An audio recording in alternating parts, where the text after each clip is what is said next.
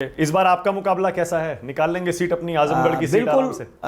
मैं नहीं निकाल लूंगा, आजमगढ़ की जनता निकाल के देगी इस बार। आजमगढ़ के लोगों को, जो समाजवादी सोच के लोग रहे, मैं अगर नाम लूंगा तो एक बहुत लंबी फहरिस्त है आजमगढ़ में। पिछली बार तो आप हार गए थे, निरहुआ से ही हारे थे। नहीं, जरूर हारे थे, कुछ कारण थे।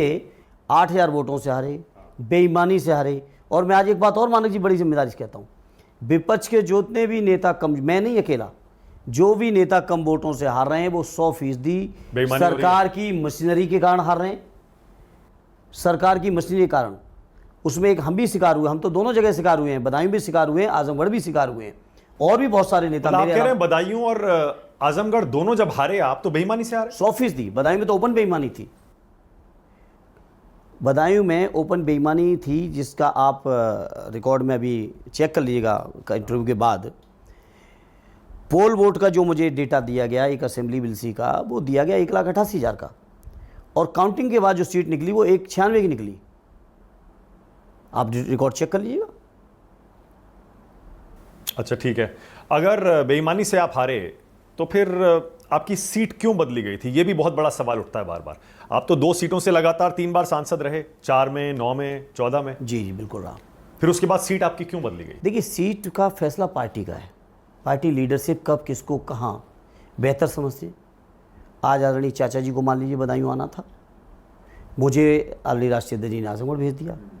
और मैं अपनी तरफ से कह सकता हूँ, मेरे दोनों ही ऐसे शानदार, बल्कि तीनों मैनपुरी में मुझे रहने का मौका दिया सदैव नेताजी ने। और जब मैनपुरी से मुझे लड़ाया था उस समय तो यंगेस्ट एमपी था मैं, 14 एग्जैक्टली 25 साल में, 25 साल की उम्र में, 25 साल कुछ महीने, 26 कंप्लीट नहीं कर पाया था। यंगेस्ट एमपी होने का गौरव मुझे मैनपुरी के लोगों के आशीर्वाद से सदैव नेताजी ने दिया था।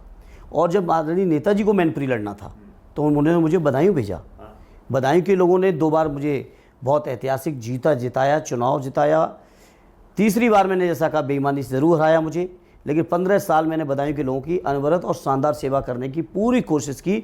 और आज मैं बड़े फ़ख्र के साथ कहता हूं कि मेरी सेवाओं से बदायूं के लोग पूरी तरह से संतुष्ट हैं। तो शिवपाल जी निकाल लेंगे इस बार सीट? 100%। बल्कि खबर तो ये आ रही है शायद शिवपाल नहीं लड़ेंगे, उनके बेटे आदित्य पार्टी का लड़ेंगे। फैसला होगा, राष्ट्रीय अध्यक्ष जी फैसला लेंगे या आदरणीय चाचा जी। और आपने भी तो कहा था कि बेटे के लिए वोट मांगना आसान होगा। नहीं नहीं, वो तो स्वाभाविक है, जब कोई छोटा होता है तो बड़प्पन का एक एहसास मिल जाता है कहीं ना कहीं, तो वो एक पारिवारिक। अच्छा, आप कौन सी सीट को अपनी सीट मानते हैं? आपने 3-4 सीटों पर अपना दम दिखाया है। तीन सीटों पर, 3 सीटों पर आपने अपना दम दिखाया है और मामूली अंतर से हारे आप। उसमें मैं, आप अपनी सीट कौन सी मानते हैं? मैं अगर ये मानूं कि मेरी कोई क्वालिटी है तो मैं इस बात को नहीं मानता। ये आदरणीय नेताजी की सोच, उनकी विचारधारा पर, उनके सम्मान में माननीय अखिलेश यादव जी ने जिस परंपरा को आगे बढ़ाया, ये उनकी सीटें। धर्मेंद्र यादव उम्मीदवार थे तो धर्मेंद्र जीत रहे थे, धर्मेंद्र के बाद आदरणीय चाचा जी हो रहे हैं तो चाचा जी जीतेंगे, कल को आदित्य भी हो जाए तो वो भी जीतेंगे।